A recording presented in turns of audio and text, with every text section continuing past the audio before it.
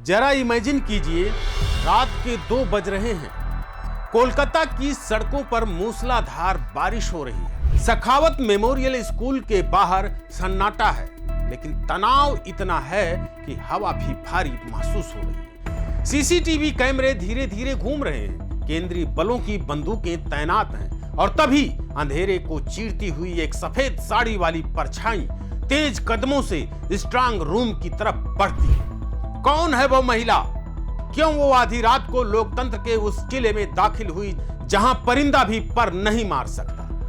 क्या सच में बंगाल की किस्मत लिखने वाली मशीनों यानी ईवीएम के साथ कोई खेल हो रहा था, या फिर ये 4 मई के नतीजों से पहले का वो आखिरी दांव है जो दिल्ली से कोलकाता तक हड़कंप मचाने वाला है? साथियों, आज की रात बंगाल की सियासत का सबसे बड़ा थ्रिलर लिखा जा रहा है। नमस्कार साथियों, स्वागत है आपका आपके अपने चैनल YBN नेशनल में और मैं हूं आपका दोस्त अजीत आनंद। आज के इस वीडियो में हम बंगाल के उस सस्पेंस थ्रिलर की हर परत खोलेंगे जिसे देखकर बड़े बड़े राजनीतिक पंडितों के पसीने छूट गए हैं। बिना किसी पक्षपात के सिर्फ फैक्ट्स और उस खौफनाक रात की पूरी सच्चाई बताएंगे। तो वीडियो में अंत तक बने रहिएगा, क्योंकि बीच में एक ऐसा खुलासा होगा जो आपके पैरों तले की जमीन खिसका देगा। लाइक का बटन अभी दबा दें और कमेंट बॉक्स में अपनी राय जरूर दें। साथियों, कहानी की शुरुआत होती है भवानीपुर से, वही सीट जहां से ममता दीदी खुद चुनाव लड़ रही हैं और सामने हैं उनके पुराने साथी, अब कट्टर दुश्मन शुवेंदु अधिकारी। 29 अप्रैल को वोटिंग खत्म हुई, लेकिन असली खेल तो सूरज ढलने के बाद शुरू हुआ। ममता बनर्जी ने अचानक एक वीडियो मैसेज जारी किया, चेहरा गंभीर, आवाज में चेतावनी। उन्होंने कहा, कार्यकर्ताओं जागते रहो, ईवीएम लूटने की साजिश हो रही है।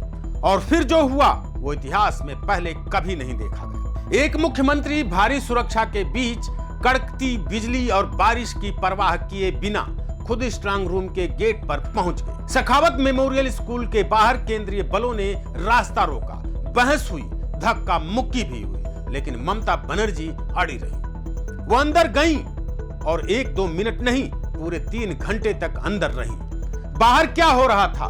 टीएमसी कार्यकर्ता जय बांग्ला के नारे लगा रहे थे, तो दूसरी ओर से बीजेपी के लोग धांधली का आरोप लगाकर पुलिस से भिड़ रहे थे। ममता बनर्जी जब बाहर निकली तो उनके शब्दों ने पूरे देश को हिलाकर रख दिया। उन्होंने कहा, बीजेपी की चुप्पी और ये संदिग्ध हलचल बता रही है कि स्ट्रांग रूम में घेरा डाला जा रहा है। हम जान दे देंगे पर ईवीएम लूटने नहीं देंगे। अब सवाल ये है साथियों, क्या ममता दीदी के अंदर कुछ ऐसा देखा जो हमें नहीं पता, या फिर ये डर है उस एग्जिट पोल का जो बंगाल में कमल खिलने का दावा कर रहे हैं? क्या ये वाकई कोई चोरी थी या सिर्फ सहानुभूति बटोरने की कोशिश?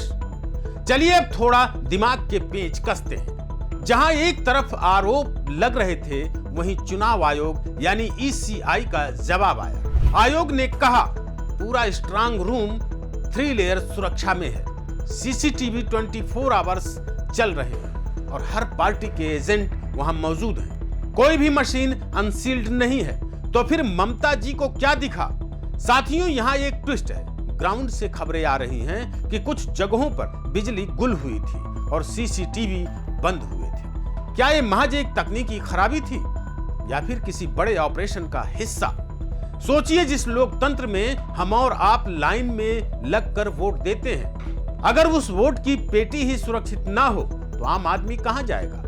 लेकिन अगर ये आरोप सिर्फ राजनीति के लिए हैं, तो क्या ये संसाधनों पर से जनता का भरोसा नहीं उठा देंगे?